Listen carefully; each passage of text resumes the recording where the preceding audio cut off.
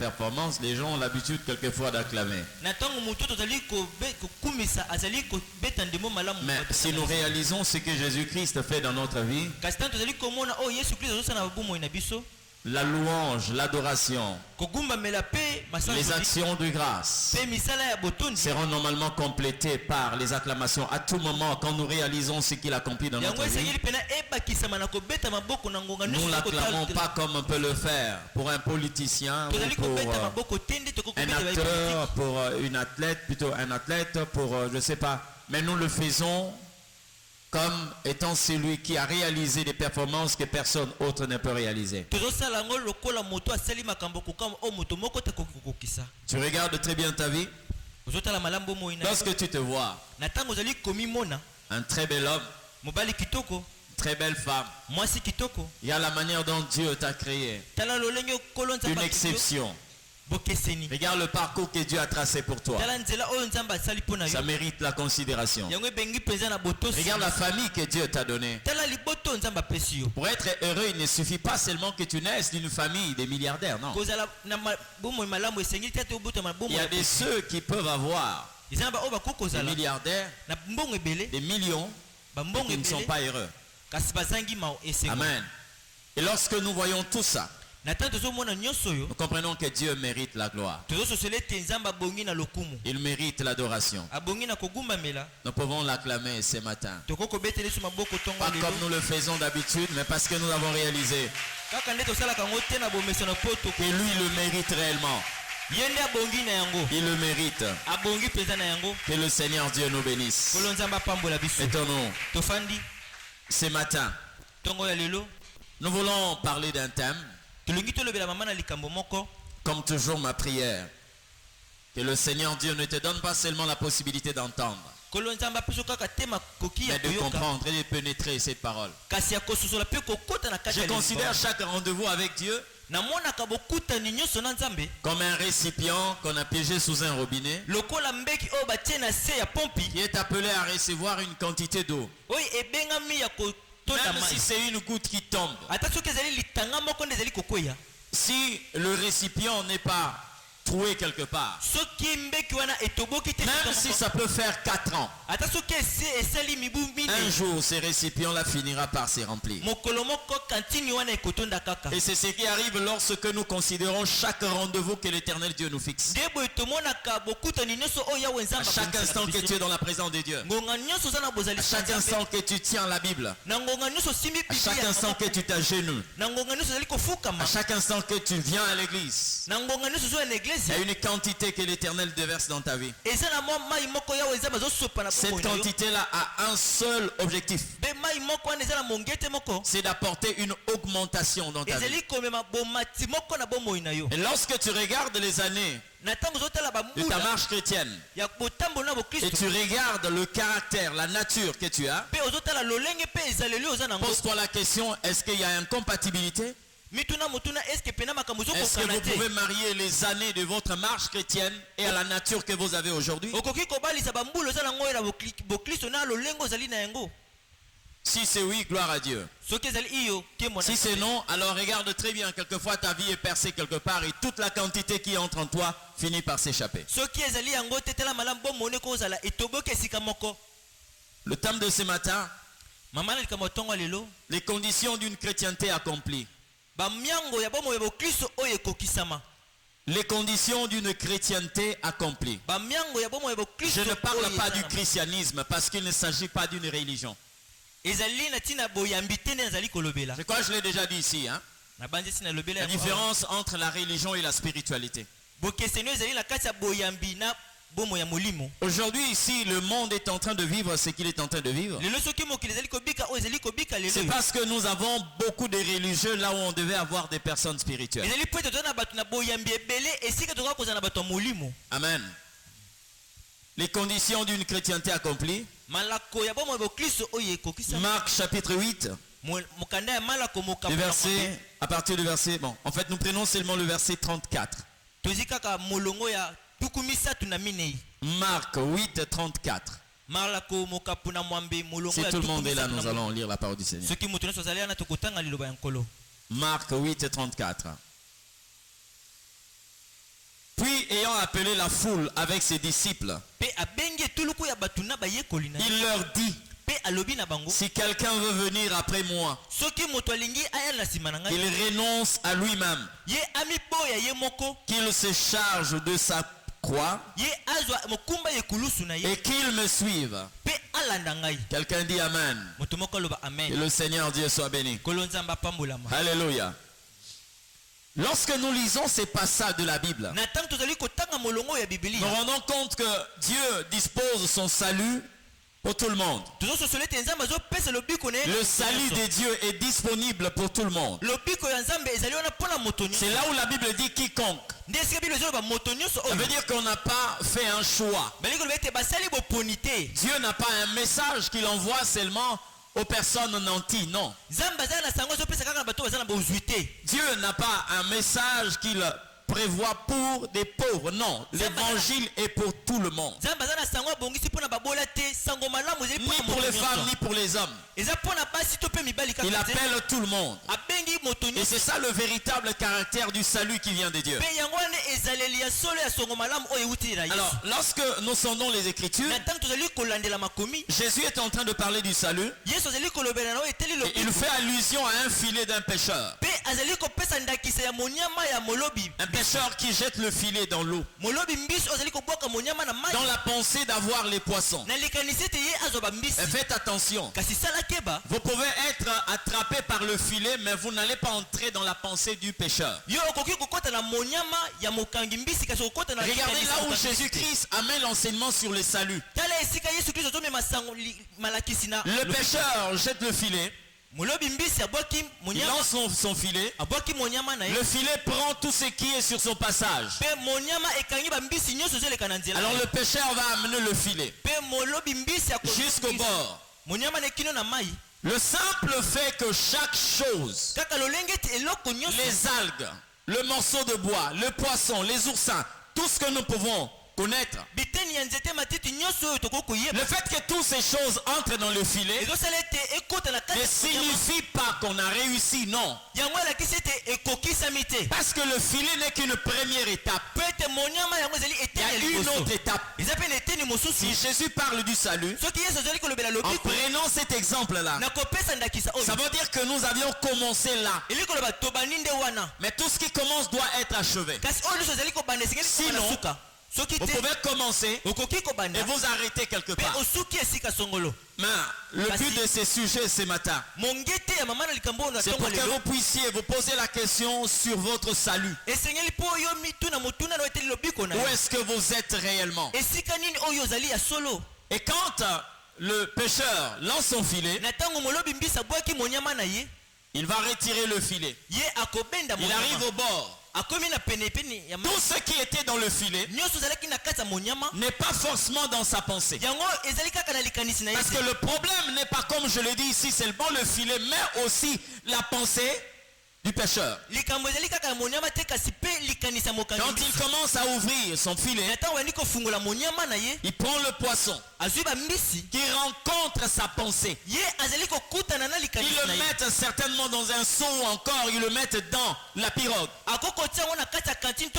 Les choses qui ne rencontrent pas sa pensée, les choses qui ne pénètrent pas sa volonté, peuvent être remises dans l'eau.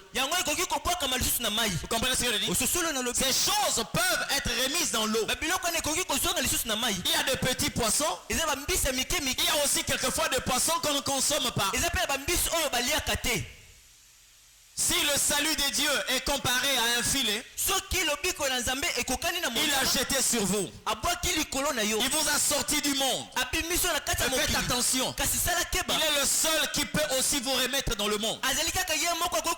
Lorsque vous n'avez pas rencontré sa pensée, ne croyez pas que quand on a été pris dans le filet, c'est que tout est fini. Non. Vous avez déjà suivi certainement des documentaires. Des choses dont je suis en train de parler ici. Il peut y avoir avoir des algues, des morceaux de bois qui ont eu la grâce d'être pris par le filet. Mais ils seront remis dans l'eau. C'est comme plusieurs personnes. Mais la question qu'il faut se poser, pourquoi est-ce que le pêcheur qui a déployé sa force pour tirer le filet, au lieu de prendre tout ce qui s'y trouve, il va commencer à prendre certaines choses et le remettre dans l'eau? C'est parce que toute la force que l'Éternel est en train de déployer, ce n'est pas pour que tu viennes tel que tu es, mais c'est pour que tu sois tel que lui veut que tu sois. C'est ce qui fait de sorte que tu vas accomplir une autre étape après ton appel. Mais lorsque je suis en train de lire ce texte de la Bible, bien aimé, cela nous pousse aussi à réfléchir. C'est vrai, l'évangile est là. Prêcher à tout le monde. Dieu appelle tout le monde sans dissection de race, de sexe et encore de niveau social. Mais qu'est-ce qui va se passer? Est-ce que Jésus viendra prendre tout le monde? Je te dirais que Jésus viendra prendre l'église dans son entièreté. Mais ce n'est pas tout le monde qui est dans l'église qui partira avec le Christ. Parce que nous avons des conditions à remplir. Les conditions à remplir. Pourquoi est-ce que beaucoup de personnes aujourd'hui ne sont pas en train de marcher tel que le Seigneur veut qu'ils marchent? Parce qu'ils n'ont pas fait la différence entre le salut et la marche avec celui qui vous a appelé dans son salut. À un certain moment, Dieu permet tout. À un certain moment, Dieu accepte tout. Mais le même Dieu qui a tout accepté, à un certain moment, il commence à poser des conditions. Le salut est comme les beaux yeux qu'un homme est en train de faire à une dame. Demandez à tous ceux qui sont mariés. Je suis sûr qu'à un certain moment, les choses changent, que vous le vouliez ou pas. Vous comprenez? Que vous le vouliez ou pas. Au début, on peut tout accepter. Parce qu'on a la pensée d'attirer cette jeune dame. On accepte tout. Même quand elle a mal répondu, on comprend. On peut passer les ponts. C'est ça le salut. Dieu vous permet de venir tel que vous êtes. À un certain moment, vous allez voir les personnes qui disaient, si je ne te vois pas, je ne me sens pas à l'aise. Si je ne te vois pas, je n'ai pas d'appétit. Ces mêmes personnes-là, vous allez voir, quelqu'un va commencer à dire, ah, mais pourquoi tu me coinces comme ça? Et c'est ce sont ces mêmes personnes-là qui étaient en train de tenir un autre langage au début. Même quand on a mal répondu, oh, ça passe. Les femmes parlent comme ça. Ah, les hommes sont seulement comme ça. Mais à un certain moment, vous allez voir même un petit truc. À moins que tu parles comme ça, quoi, tu me confonds à ton petit frère ou quoi? Mais là maintenant on est dans le foyer. Il y a maintenant certaines conditions qui sont posées pour la bonne marche de ce foyer. Il en est de même avec Dieu. Dieu appelle les impudiques, les sorciers, les gens de mauvaise vie. Il ne marche pas avec tout le monde. Il appelle tout le monde. Il ne marche pas avec tout le monde. Ça veut dire, si vous comprenez que le salut est comme une sorte d'indépendance, c'est-à-dire vous pouvez venir tel que vous voulez, mais vous n'allez pas demeurer tel que vous voulez. Il y a des conditions qu'impose Dieu. Il y a des conditions qui ne sont pas négociables. Vous n'allez pas négocier ces conditions. Il va s'imposer. Vous venez dans son royaume, vous allez vivre selon lui. Mais le plus grand mal que nous avons aujourd'hui dans l'église, pour ne pas parler du monde, parce que cette matière traite l'église et non le monde. C'est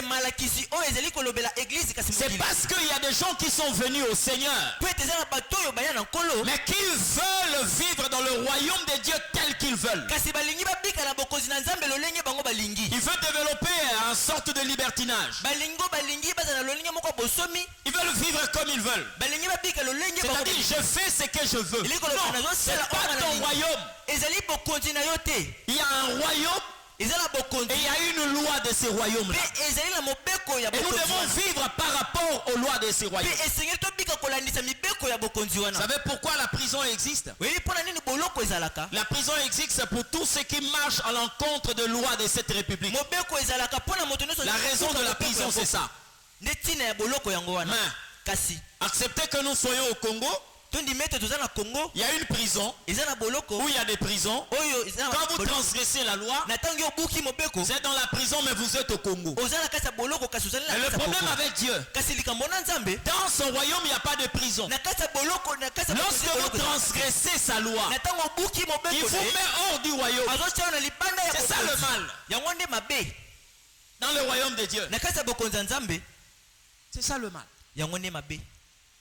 Ce royaume est tout à fait différent de tous les autres royaumes. Mais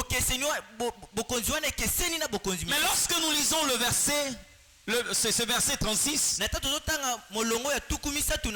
première phrase, écoutez ce que la Bible est en train de dire. Après cela, Jésus ayant appelé la foule, y compris ses disciples. Ça veut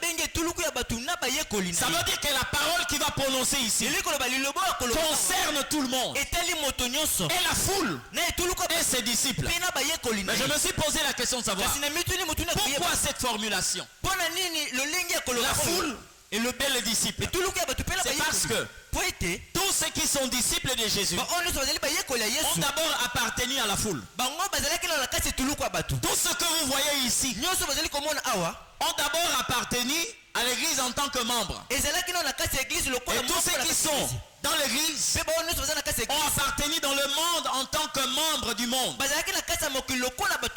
Et Dieu a tracé le chemin.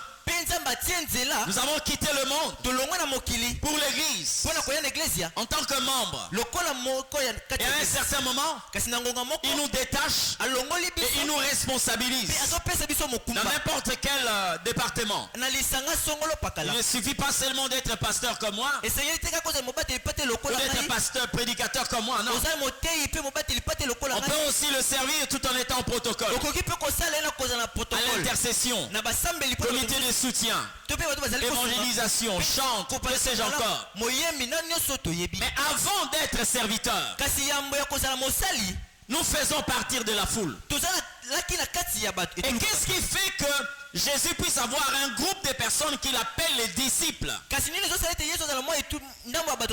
pourtant ils sont sortis de la foule.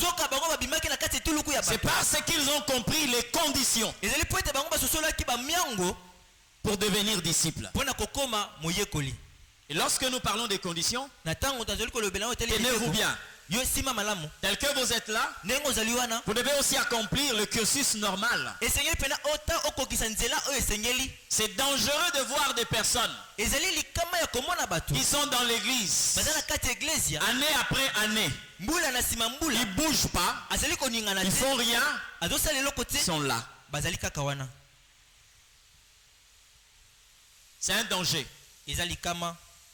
C'est comme si vous avez un enfant qui est né, vous avez des moyens pour le scolariser, mais cet enfant-là jusqu'à 3 ans, 4 ans il est à la maison, 5 ans, 6 ans, 10 ans, 15 ans, 20 ans, il ne va nulle part. Il ne veut même pas l'école maternelle. Il ne veut même pas l'école primaire. Il veut rester à la maison. Alors il devient une charge pour les parents. Il devient une perte pour les parents. Il en est de même pour Dieu. Vous ne pouvez pas vous éterniser là où vous êtes. Vous n'allez pas dire que non, est-ce que tout le monde va devenir pasteur? Non. Mais tout le monde doit quitter de la foule jusqu'à arriver au niveau des disciples. Les disciples. Parce que Jésus ne nous a pas demandé d'aller dans le monde et de faire les membres des églises. Non. Allez partout dans le monde, faites de toutes les nations mes disciples. Le disciple est celui qui incarne la vie du maître. Le disciple est celui qui représente valablement le maître. Est-ce que vous, on peut vous appeler disciple? Amen. Maintenant, regardez les conditions que Jésus-Christ va normalement poser. Et c'est ce qui prouve aujourd'hui que beaucoup de personnes dans nos églises sont devenues des pierres d'achoppement parce qu'ils n'ont pas obtempéré, ils n'ont pas accompli les conditions que Jésus-Christ a posées pour le suivre. Il dit ceci: si quelqu'un veut venir après moi, qu'il renonce à lui-même. Vous comprenez? Qu'il renonce à lui-même. C'est là où commence le problème. Le renoncement, ça veut dire que tu dois t'oublier. Tu dois disparaître. Et quand tu es dans l'église, sans avoir accompli le renoncement, au lieu d'être une pierre pour la construction, tu deviendras un instrument pour la destruction. Parce que tu n'as pas accompli le renoncement. Le renoncement, ça veut dire quoi? Dieu te demande de t'oublier, de disparaître. Il a appelé un homme, mais il n'a pas voulu marcher avec cet homme. Il te laisse la forme, mais il détruit le fond. Aujourd'hui, il y a des personnes qui sont venues au Seigneur. Non, je dirais même pas ils sont venus au Seigneur. Ils sont venus dans l'église en tant que bâtiment. Mais ils ont amené leur forme et leur fond. Il y a des gens qui m'ont connu. Il y a de cela 20 ans, 25 ans. Si on se rencontre, ils vont me reconnaître. Vous savez pourquoi? Parce que Jésus ne m'a pas changé de physionomie. Non. Mais il a changé l'intérieur. Il a changé l'intérieur. Tu dois accepter, bien-aimé, de vivre le renoncement. Beaucoup de personnes aujourd'hui sont encore tels qu'ils sont. C'est comme ça que j'ai dit une fois. Si vous allez au marché avec Dieu et que Dieu te dit, accompagne-moi, je vais acheter une coupe, par exemple, d'honneur. La coupe d'honneur. Si Dieu te demande de chercher des coupes d'honneur qu'il va acheter, tu peux échouer à ces tests. Tu sais pourquoi? Parce que ta conception de la coupe d'honneur n'est pas la même conception que Dieu a sur la coupe d'honneur. Si on te laisse le choix, tu vas aller demander des coupes en or. Des coupes qui coûtent cher. Si on n'a pas, certainement tu vas descendre chercher des coupes en argent. Mais Dieu, quand il veut avoir une coupe d'honneur, il cherche le vase de terre. Vous comprenez ce que je dis? Pour Dieu, la coupe d'honneur, ce n'est pas une coupe en or. C'est-à-dire, si Dieu pouvait organiser un championnat mondial, il ne va pas donner au vainqueur une coupe en or. S'il le fait, il le fait selon toi. Mais s'il le fait selon lui, il te donnera une coupe en terre, en argile. Vous savez pourquoi? Parce que Dieu, pour lui, le récipient d'honneur, c'est un récipient fait à base de l'argile. Parce que l'argile, si l'argile n'a pas de valeur à vos yeux, l'argile a de la valeur aux yeux de l'Éternel. Vous allez vous rendre compte. L'or a un grand prix, c'est vrai. Et quand vous voulez corriger l'or, il résiste tellement. C'est ça l'image de l'orgueil. Prends une coupe en or, plonge la coupe en or dans l'eau. Tu vas te rendre compte, même 50 ans après, tu vas retirer la même coupe qui va garder sa forme. Et quand tu prends une coupe en argile, tu la plonges dans l'eau. Quelques temps après, cette coupe va commencer à fondre. L'eau représente la parole de Dieu. Lorsqu'on prend une personne, on plonge la personne dans l'eau. La parole de Dieu doit nous fondre. Si aujourd'hui beaucoup de personnes ne sont plus prêts à la repentance, parce qu'ils se rendent compte qu'ils sont tellement grands, ils ont tellement l'argent, ils sont tellement beaux qu'ils ne peuvent pas plier devant la volonté du Seigneur. Et même quand la parole est prêchée, ils ne se sentent pas concernés. Ils voient leur qualité en or, en argent. Mais Dieu trouve des vases d'or, comme des vases qu'on doit mettre de côté s'il faut normalement appliquer la parole du Seigneur. Et pour ceux qui sont en or, l'Éternel utilise une discipline plus dure. Il faut le feu. Il faut des coups de marteau. Ça donne du travail à l'Éternel. Un vase d'argile dans l'eau seulement. Et ne souvenez-vous pas que la Bible appelle Dieu le divin potier? Le potier n'a pas besoin de l'or. Le potier a besoin de l'argile. Ta vie doit être de l'argile. Pour que Dieu te donne la forme qu'il veut. C'est comme ça que vous allez vous rendre compte. Quand Dieu veut faire quelque chose dans la vie d'une personne et que cette chose ne réussit pas par rapport à la personne, pas par rapport à Dieu, qu'est-ce qu'il fait? Il ramène cette personne dans sa parole. Il la fond. Il lui donne encore une autre forme. C'est comme ça que le potier travaille. Mais aujourd'hui, il est difficile que vous trouviez ce genre de personnes à l'église. Je ne dirai pas tout le monde, mais certains ont du mal à vivre tel que le Seigneur veut qu'ils puissent vivre. Ils sont là.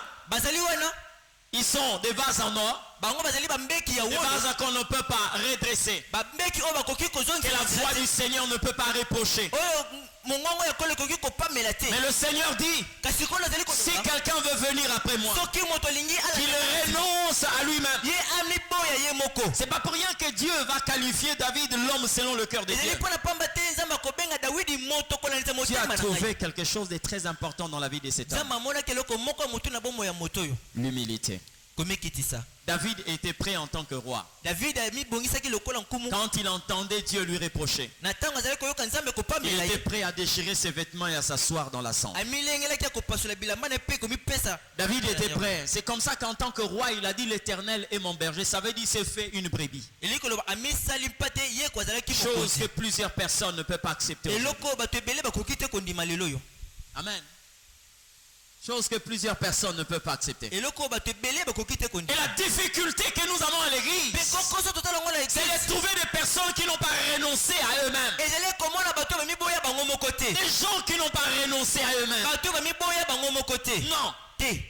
Ils ont tellement aimé leur propre vie. Ils ne sont pas prêts à abandonner leur vie pour le Seigneur. Amen. Des gens qui vous disent, moi je n'aime pas que quelqu'un commence à blaguer de ma personne. Je n'autorise pas que les gens commencent à blaguer sur vous. Non, non. Mais vous savez le chemin que nous avons accepté? Jésus n'est pas une personne. C'est un Dieu. Mais il a été humilié d'une drôle de façon. Même moi en tant que pasteur, je n'ai jamais subi les humiliations que Jésus a subies en tant que Dieu. Les gens peuvent te manquer du respect, ils peuvent t'insulter. C'est normal lorsque un homme comme toi t'insulte, je ne l'encourage pas, tu humilies. Mais ce n'est pas normal qu'une créature puisse humilier le Créateur. Mais Jésus a accepté ces traitements-là. Quelle école d'humilité! Pour que Jésus arrive à ce niveau-là, lui aussi il a renoncé à lui-même. Parce que la Bible dit il s'est dépouillé de sa nature de Dieu et il a revêtu le corps d'un serviteur. Chose qui est devenue aujourd'hui une mer à boire pour plusieurs personnes. Vous entendez les gens, moindre problème, il dit est-ce que tu me connais? On n'a pas besoin de te connaître comme un ancien dragon, mais on doit te connaître comme un nouveau brebis, une nouvelle brebis, un nouveau agneau, un nouveau bélier. On veut te connaître comme ça. Le renoncement. Regarde bien ta vie, tu vas te rendre compte. Tu es resté la même femme. Tu es resté le même homme. C'est lui que Dieu a appelé. Et celui qui est en train de vouloir marcher avec Dieu, quand bien même il n'a pas réuni les conditions d'imposer Dieu. Alors, je comprends par là que plusieurs personnes aujourd'hui marchent avec le nom de Dieu, mais ils ne marchent pas avec Dieu. Parce que l'absence du renoncement ne peut te permettre que de marcher avec le nom de Jésus et non avec Jésus. Parce que la condition est claire. Si quelqu'un veut venir après moi, qu'il renonce à lui-même. Amen. Qu'il renonce à lui-même. J'aimerais prendre cette image pour bien illustrer ce qui se passe dans la relation entre nous et Dieu. Ma soeur, tu vois, lorsque l'homme est en train de te courtiser, jusque-là, tu as le choix de dire oui ou non. Hein? Oui ou non? Je veux ou je veux pas? Mais une fois dans sa maison, la femme doit accepter la domination de l'homme. C'est-à-dire à un certain moment, la femme doit comprendre qu'il y avait quelqu'un qui était en train de me faire des beaux yeux. Mais à un certain moment, je vais vivre avec un dominateur. Je ne parle pas d'un dictateur, mais je parle d'un dominateur. Pas un dictateur, mais quelqu'un qui doit dominer sur la femme. Alors si tu vois cet homme-là c'est plié à ta volonté, quand il vient il dit c'est comment? Toi tu dis non, j'ai pris encore. Il est patient. J'ai pris encore. Donc, par rapport à ces chemins-là, tu restes encore la maîtresse. La domination que tu as, c'est pour un temps. Parce que là, tu as le devoir de dire oui ou non. C'est comme ça que Jésus aussi nous laisse le temps quand il nous appelle. Nous pouvons dire oui à l'appel de Jésus, comme aussi nous pouvons dire non. Mais une fois dans le royaume et nous avons accepté Jésus, fais attention, ta domination tombe. Comprenez? La domination tombe. C'est lui qui commence à dominer. C'est comme ça que l'homme, le Seigneur va dire à l'homme, tu domineras sur la femme. Et aujourd'hui l'église domine sur le Christ? Non, c'est le Christ qui domine sur l'église. Si tu fais partir de l'église, tu dois accepter la domination de Christ sur toi. S'il est dominateur, la première des choses qu'il te demande, c'est de renoncer à toi-même. Vous savez, avant même de consulter un prophète, chacun de nous peut savoir qui il est réellement. Parce que l'homme a aussi une grâce que l'Éternel a placée en lui, qui lui permet aussi de travailler comme un prophète. C'est ce que moi j'appelle la conscience. Ta conscience peut te faire savoir aujourd'hui tu as encore un travail à faire. Et le Saint-Esprit a encore un travail à battre en toi. Est-ce que tu as renoncé à toi-même? Il y a des gens qui ont été pris en tant que colériques et qui demeurent colériques. Il y a des gens qu'on a pris comme ivrognes et qui demeurent encore ivrognes aujourd'hui. Il y a des ambianceurs qui viennent dans les églises. Mais quand je dis les ambianceurs, ça veut dire que les gens attachés à la vie de la mondanité, qui sont à l'église et qui veulent rester aussi en tant que mondains. La bière, la cigarette, les femmes, les hommes, le mensonge, la cupidité, tout ce qu'on peut citer comme péché, normal. Mais laissez-moi seulement venir à l'église. Oui, moi je ne te défends pas de te mettre là. Mais je veux que là où tu es, que tu puisses aussi garantir ta place dans le royaume. Parce qu'il y a des personnes qui peuvent avoir une place dans l'église, mais qui ne sont pas connues du royaume.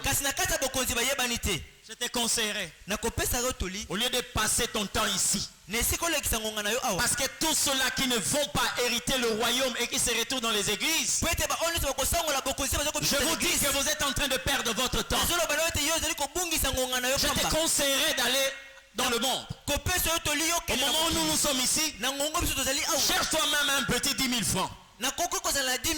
Va sur Victoire. Ok? Va là-bas, va t'acheter, je ne sais pas, 2 bouteilles de Primus. Achète-toi, je ne sais pas, un morceau de crabouille et tu es en train de manger. Là au moins le jour où Jésus reviendra, si tu n'es pas compté parmi ceux qui sont enlevés, les gens vont se rendre compte qu'il passait ce temps dans les bars. Mais qu'est-ce sert-il à un homme de passer toute sa vie dans l'église et de ne pas être enlevé?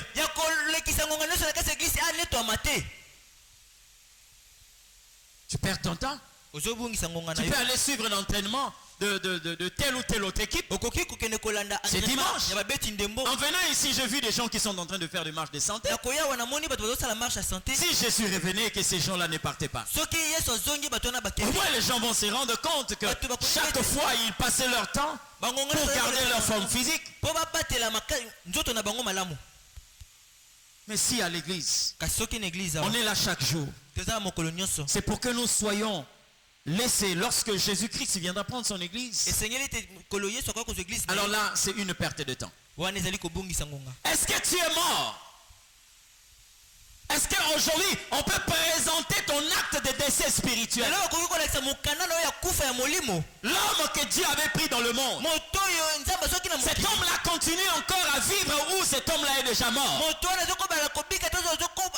C'est comme ça que dans l'église, nous voyons des personnes vivre dans une prudence accentuée, parce qu'on sait même que dans l'église aujourd'hui il y a des empoisonnements. Dans l'église aujourd'hui il y a des combats, il y a des querelles. C'est parce que les gens n'ont pas renoncé à eux-mêmes.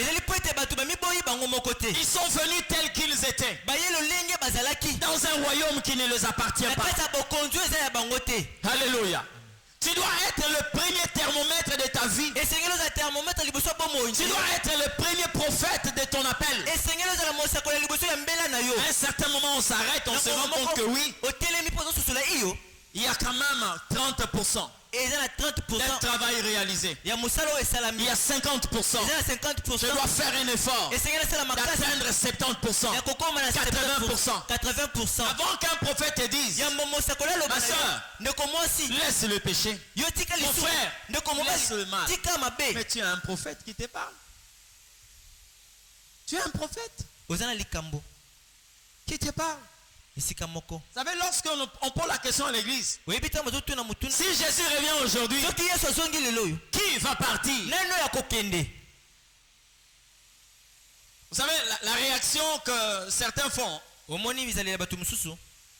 c'est un combat entre eux et leur propre conscience. Je pose la question, si Jésus vient aujourd'hui, qui est sûr de partir?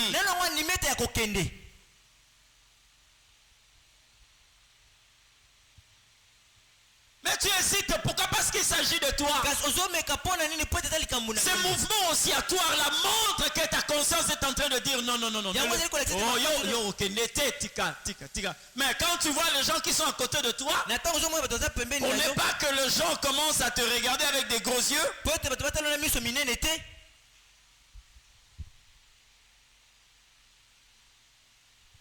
Mais la conscience est en train de te torturer. C'est ça que je dis. Il y a un prophète en toi qui s'appelle la conscience. Tu n'as pas renoncé à toi-même.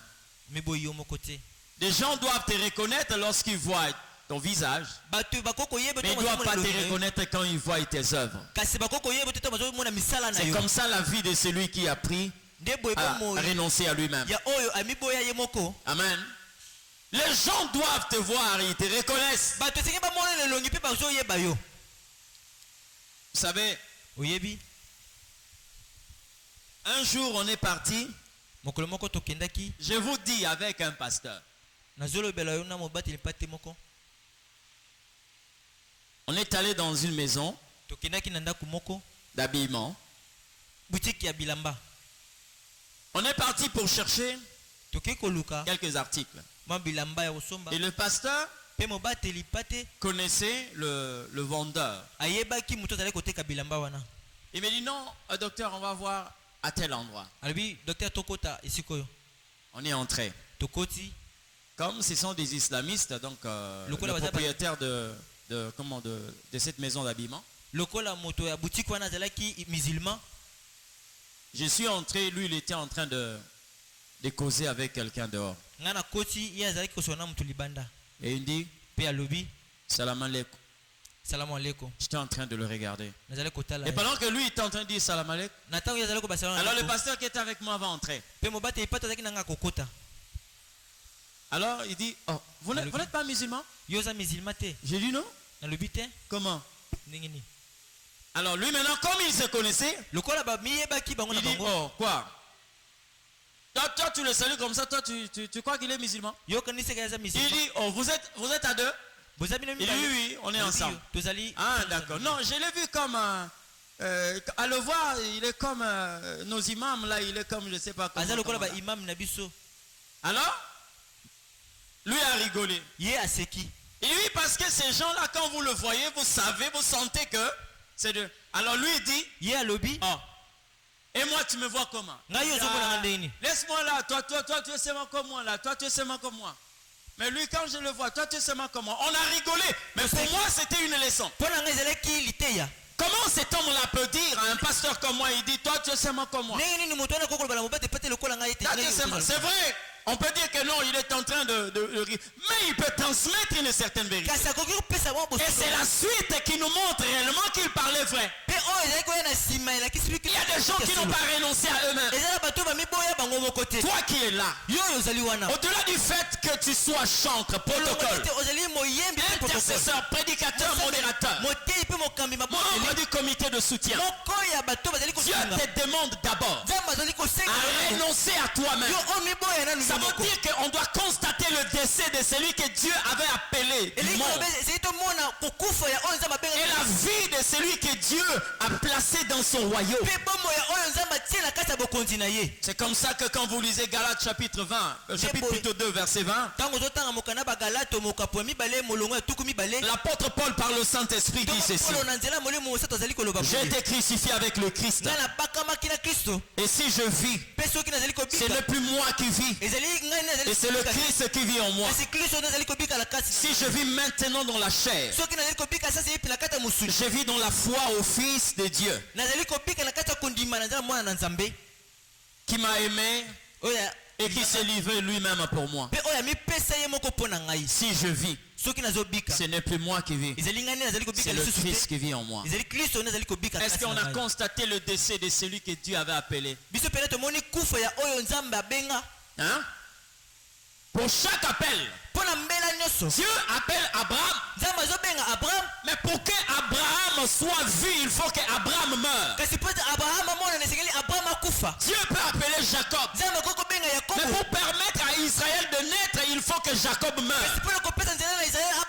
C'est la même personne à qui Dieu a donné le nom d'Israël, mais avant il était Jacob.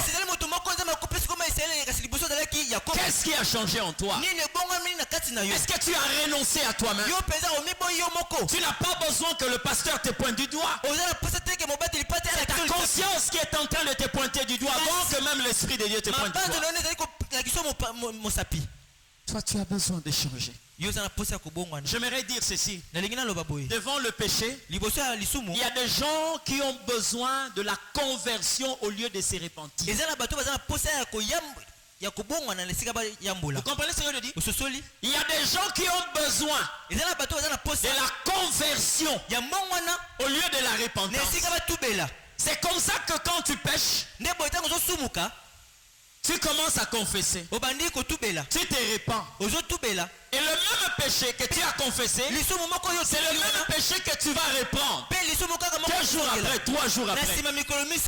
Combien de personnes aujourd'hui se repentent devant Dieu pour le même péché qu'ils commettent? Quand tu vois ces symptômes-là, dis-toi que ta vie n'a pas besoin d'abord de la repentance, mais de la conversion. La conversion, c'est un volte-face. Il y a des gens qui ont fait le tour complet au lieu de faire le demi-tour. C'est-à-dire, quand ils viennent au Seigneur, Dieu lui dit, change ta position. Il fait ça. Ça, c'est le tour complet. Tu es rentré à la case du départ. Mais quand Dieu dit change ta position, la repentance ou la conversion, c'est le volte-face. C'est le volte-face. Je regardais comme ça. Et quand je me convertis, je commence à regarder comme ça. Alléluia. Celui qui veut venir après moi, qui renonce à lui-même. Deuxièmement, il dit qu'il se charge de sa croix. Ça, c'est la deuxième condition. Qu'il se charge de sa croix. Ça veut dire, lorsque vous avez accepté le Seigneur, vous avez pris la décision de suivre le Seigneur, premièrement, vous renoncez à vous-même. Deuxièmement, vous prenez la responsabilité de prendre sur vous une charge. Laquelle charge? Votre propre croix. Pas la croix de Jésus. Parce qu'aujourd'hui dans l'église, nous avons 2 catégories de personnes qui empoisonnent le milieu chrétien. La première catégorie, c'est celle qui porte la croix de Jésus. Vous comprenez? La première catégorie est celle qui porte la croix de Jésus. Jésus ne vous a pas demandé de porter sa croix. Mais la Bible dit qu'il porte sa propre croix. Tu vas porter ta croix. Parce que la logique de la croix, c'est quoi? Tu ne peux être crucifié que sur une croix que tu as portée toi-même. Ta croix, c'est cette croix-là qui va te crucifier et c'est ce que tu vas porter. Je n'aurais pas besoin ici de la génération de Simon de Cyrène. La génération de Simon de Cyrène dans l'église ici ne doit pas exister. Vous avez appris qu'il y a quelqu'un qui a transporté la croix de Jésus? Vous avez vu ça, non? Il s'appelle Simon de Cyrène. Mais qui a été cloué à la croix? Vous l'avez vu à la croix? Non. C'est Jésus qui est allé à la croix. Parce qu'il portait la croix de Jésus. Toi qui es là, Dieu ne te demande pas de porter sa croix. Mais on te demande de porter ta croix. Ta croix. Et aujourd'hui, si vous voulez porter la croix de Jésus, moi je trouve même que c'est comme une manière de rigoler sur les choses de Dieu. C'est une manière de se moquer de Dieu. Regardez dans la vie, vous allez voir généralement les gens qui portent la croix de Jésus, eux-mêmes ils sont plus grands que la croix de Jésus. Vous avez remarqué ça? Oui. Il y a d'autres qui le portent ici. Je ne sais pas si c'est la croix de l'un des voleurs ou c'est la croix de Jésus, je ne comprends pas. Parce que le 3 était aussi à moitié nu.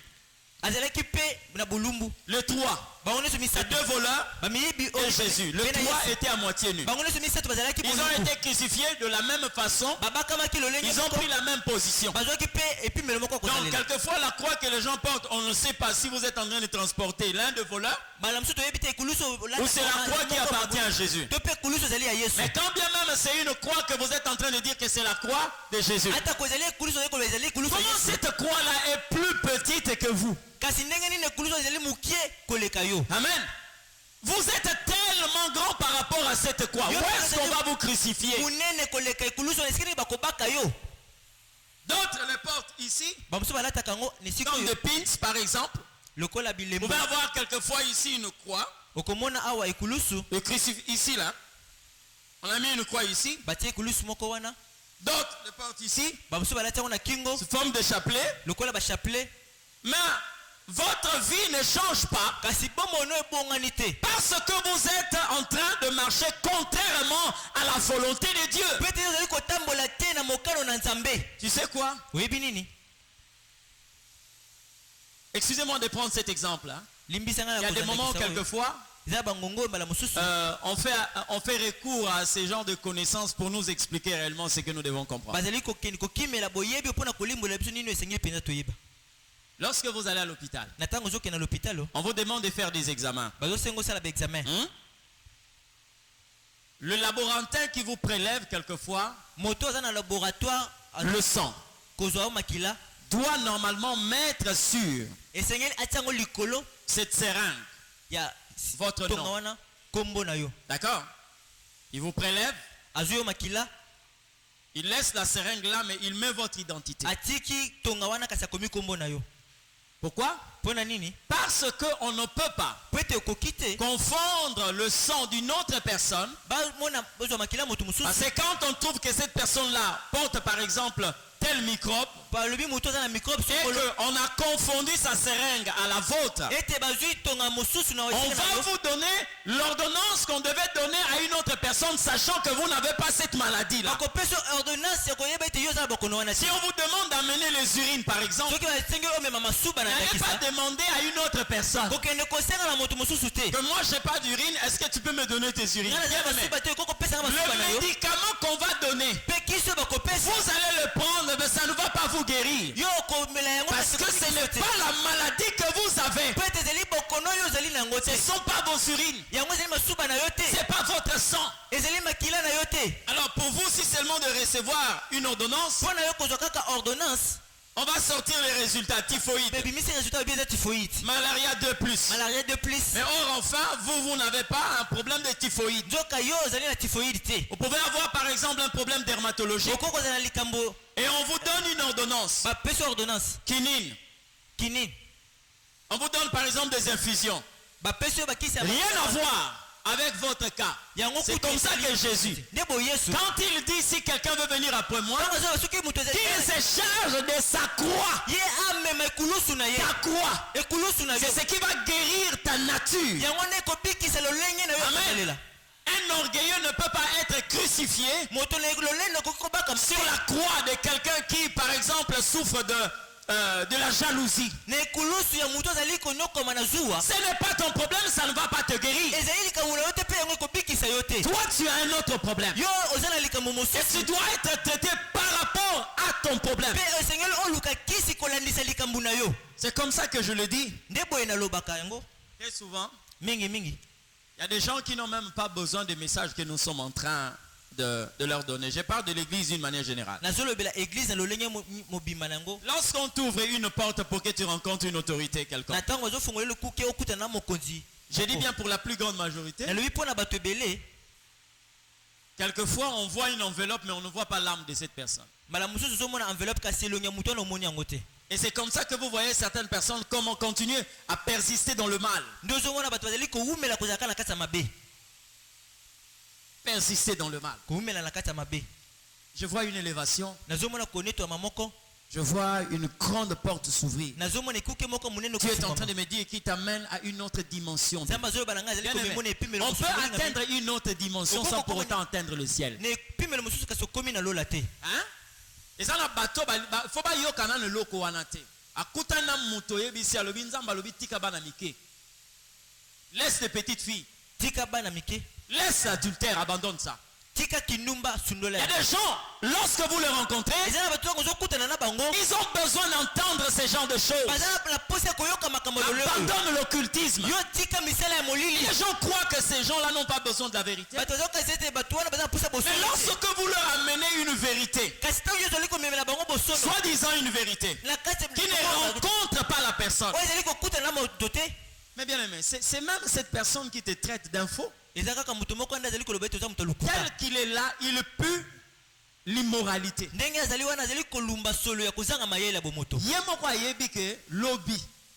Il était avec 3 jeunes filles.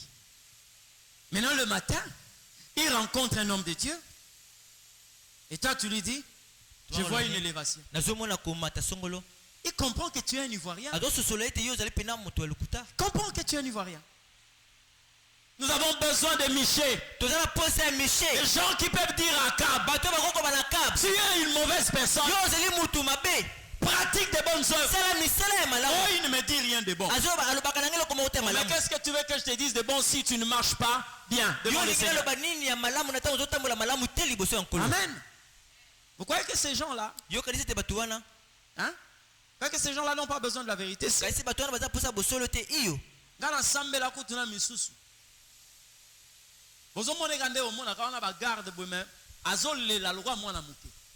Pleure comme un petit enfant. C'est des gens qui ont une âme. Ils savent aussi que le Seigneur parle. Seigneur parle. Amen. Seigneur parle. Je préfère encore en tant qu'un enfant de Dieu que les gens commencent à t'éviter. Et que les gens au lieu que les gens commencent à t'inviter. Parce qu'on sait, il ne dit rien de bon. Il dit rien de bon. Ta croix. Ta croix. Ta croix. J'ai été bousculé, bouleversé un jour. Je suis entré dans une maison. Bien aimé. Une grande autorité d'un pays. C'était pas ici. La femme de cet homme était en train de me citer des personnes qui sont passées chez eux. Hein? Presque bakomo nyonso we mineno yoyo kaka. Ah papa, lui, ici nous on reçoit les hommes de Dieu, mais je voulais que vous puissiez prier. Ok, on est arrivé. Il y a tel, le voyage de tel, tel, bien aimé. Nous nous sommes rencontrés, j'ai posé la question à cet homme. Avez-vous déjà reçu le Seigneur? Il dit, oui bon, moi je suis de l'église, vous connaissez l'église, de 100%. J'ai dit non, recevoir le Christ. Recevoir le Christ, quand a déjà prié. J'ai dit non, recevoir le Christ. Déjà reçu le Christ? Il me dit, je n'ai jamais entendu parler. Lorsque vous écoutez le nom de ceux qui sont passés là, des gens qui ont reçu des 15 000 dollars, des 10 000 dollars, des 5 000 dollars, des billets d'avion. Mais vous vous posez la question, comment cet homme qui a reçu beaucoup d'hommes de Dieu ne connaît pas le Christ? Oui, pour lui, aller à l'église et revenir. Comme ils ont l'habitude de le dire, bon, je vais souvent à la messe. Je vais souvent à la paroisse. J'ai dit non, je parle ici de recevoir le Christ. Je lui ai donné un texte de la Bible. Romains. Nous avons lu la parole. Il dit non, je n'ai jamais fait cette prière. Mon Dieu. De tous ceux qui sont passés ici, qu'est-ce qu'ils ont eu à faire de cet homme? Est-ce que vous êtes prêts à recevoir le Christ dans votre vie? Oui, je suis prêt à le recevoir. Nous allons prier. Et nous avons commencé à prier. Il a reçu le Christ dans sa vie. Bien-aimé, ta croix, c'est ta croix. Ta croix. C'est par rapport à ton mal. Par rapport à ton mal. Vous savez, dans la vie, lorsque vous ne savez pas détecter le mal que vous avez, et comment se libérer de ces mal, vous pouvez avoir un furoncle par exemple, un bibon. Vous allez vous rendre compte, la personne qui vient vous caresser, au monde, c'est un bibon, hein? Vous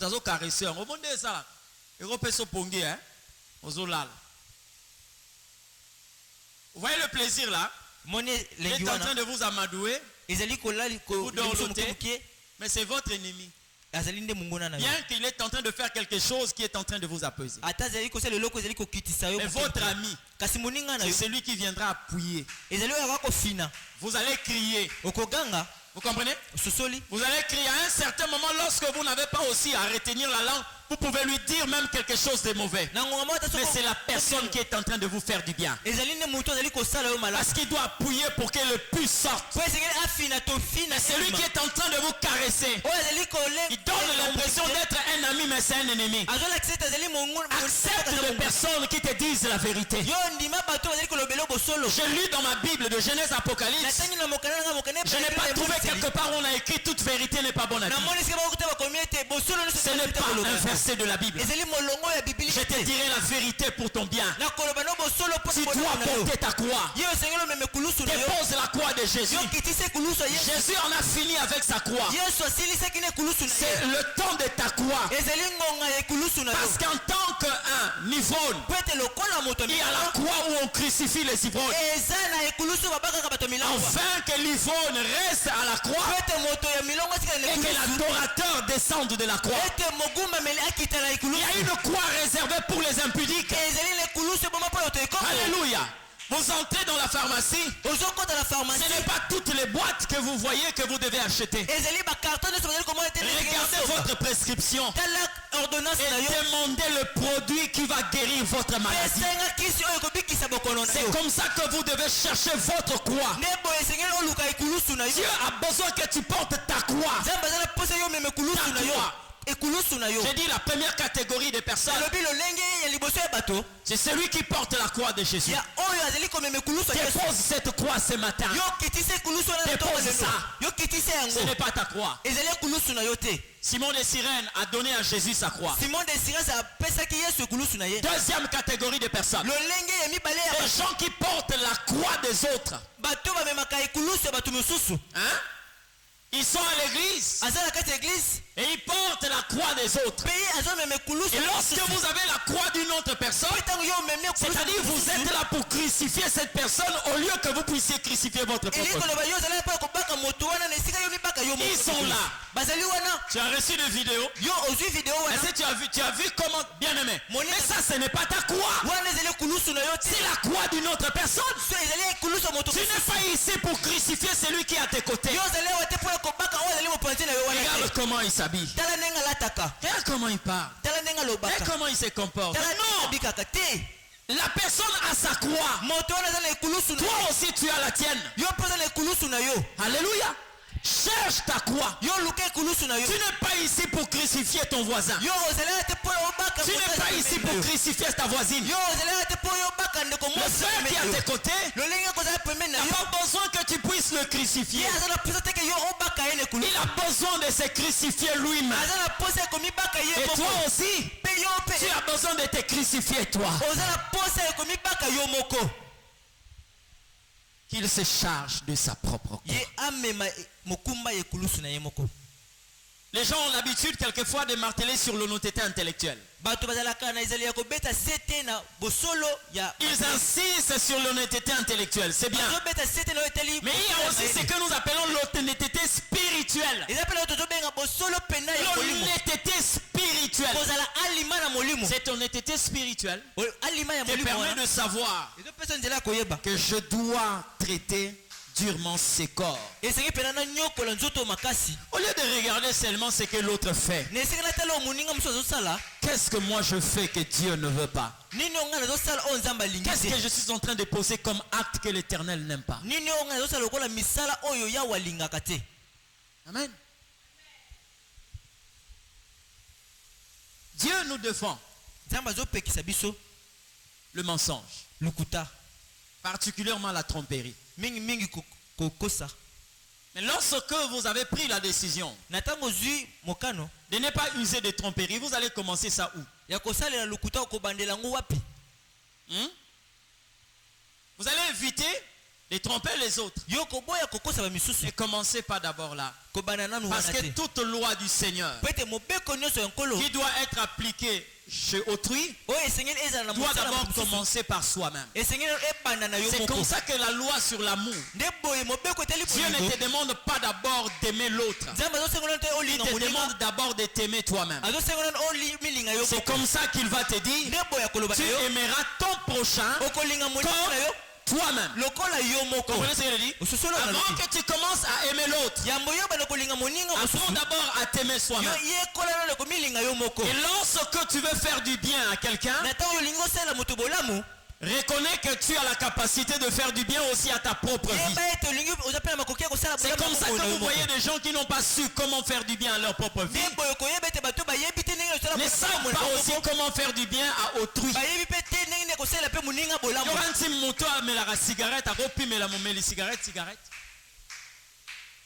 Hein? Il y a même de ceux qui vous demandent ne fût-ce que le bout là. Et vous l'avez déjà utilisé. Lui il sort une tige tout entière. Dans sa conception, c'est comme s'il fait du bien à celui qui lui a demandé. Donne-moi une cigarette. Il dit non. Vous savez pourquoi il fait ça? C'est parce qu'il est prêt à s'empoisonner. Et il est prêt aussi à t'empoisonner. Pourquoi? Parce qu'il ne maîtrise pas comment aimer sa propre vie. Tu le trouves là en train de s'empiffrer d'alcool. Il a déjà 5 bouteilles. Quand tu le vois, il te voit, il te dit, oh, mais viens. Viens. Mais dis, pesa 2 bouteilles. Il y a ce moment là, le roi c'est comme ça, ça là, nous avons un bomayo. Condamné pour comme il ne connaît pas le vrai valeur sur l'amour, sur la tromperie, Dieu vous interdit d'abord de vous tromper vous-même. Ne trompez pas d'abord l'autre, non, mettez d'abord l'autre de côté. D'abord vous-même. Qu'est-ce que la Bible me dit? Ne vous y trompez point. Vous savez les gens qui se trompent, ils peuvent être ici. J'étais à Brazzaville. C'était la célébration de la nouvelle année. Donc de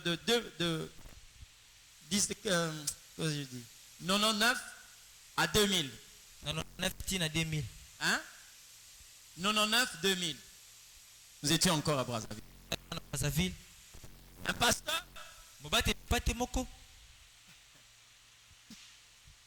son église était aussi à Montréal, vers le marché. Ceux qui connaissent Brazzaville, là il y a en fait il y a une maison de tolérance. Hôtel. Elle dit que c'est un endroit où vous trouvez tous ces gens-là de cette mauvaise vie. Mais le pasteur partait à la nuit de prière. Notre réveillon de fin d'année. Son église est tout près de cet endroit-là. Il y avait un bar là-bas qu'on appelait Bataclan. Et il y avait ces jeunes filles-là, ces prostituées-là. Pendant que le pasteur est en train de traverser l'avenue pour prendre la ruelle de l'église, il y a une qui demande à sa copine. Oh, Ernine boy. Et l'autre lui dit 23h45. 23h45. Le pasteur est en train d'entendre comment est-ce qu'elle est en train de demander. Elle était habillée d'une manière, bon je ne veux pas le décrire ici, mais vous comprenez. Et elle dit à sa copine, bientôt 0R 2000, baba il est sur 2000. Donc dans sa pensée, Jésus va revenir en 2000. Ces bruits-là, je ne sais pas si ici ça fait le tollé, mais les gens savaient que Jésus allait revenir en 2000. Une prostituée qui demande le pagne parce qu'elle était habillée sauvagement.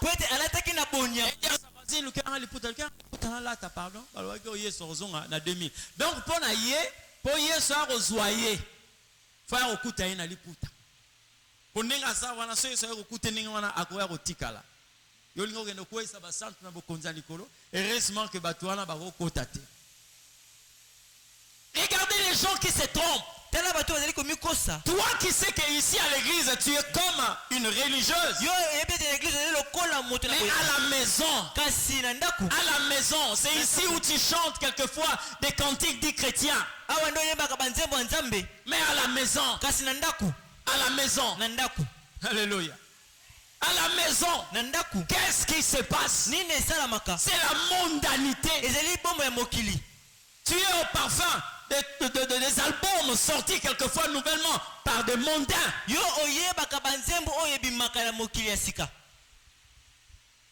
Une fois j'étais en train de parler avec une dame. Et elle dit, ah papa, mon kilo il n'y a que son makasi. To bébé si bambon rebelle, to bébé si bambon rebelle, to bébé si bambon rebelle.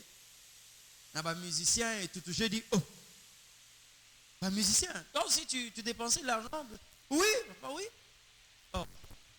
Est-ce oyo karanze ma ya un tel temps baloba. Bonabi maman na koyo ke na côté. Net ngane na za na koyo ke na côté. Na yebite? Oui. Ah bon? Bon, je me suis posé la question. Qu'est-ce qui lui a traversé la tête pour qu'elle croit que je peux aussi suivre quelquefois?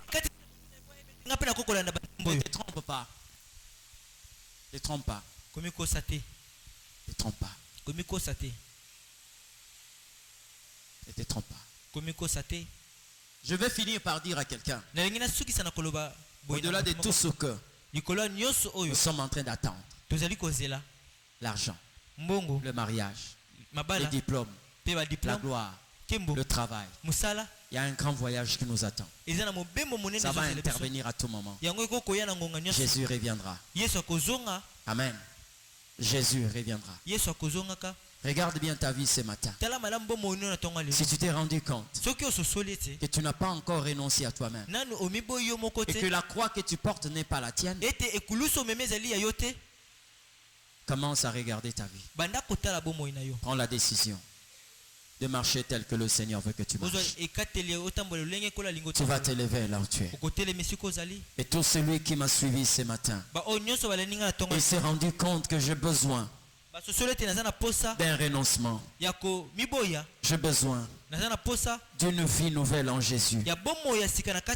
Le Seigneur ne veut pas me voir un homme, un vieil homme Mais je dois normalement vivre en nouveauté de vie. Tu vas t'élever là où tu es. Tu vas t'élever là où tu es. Si tu es concerné par cette parole, voici le temps pour toi de refaire ta relation avec le Seigneur.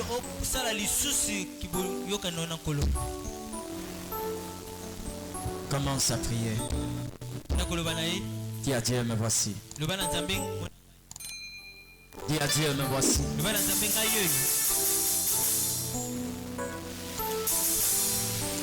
Me voici, Seigneur.